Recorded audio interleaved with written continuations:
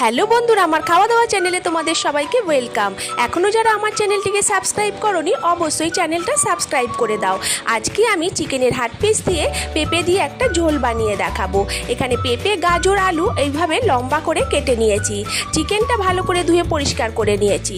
কড়াই সাদা তেল দিয়ে তেজপাতা আর জিরে ফোড়ন দিয়ে কেটে রাখা আমি সবজিটা দিয়ে ভালো করে নেড়েচেড়ে একটু ভাজা করে নিলাম। তারপরেতে চিকেনটা দিয়ে দিলাম, দিয়ে সেটিকেও ভালো করে একটু ভাজা করে নিয়ে এতে আদা রসুনের পেস্ট, লঙ্কা হলুদের গুঁড়ো, ধনে জিরে গুঁড়ো আর একটু গোলমরিচের গুঁড়ো দিয়ে ভালো করে মশলাটা কষিয়ে নিয়েছিলাম।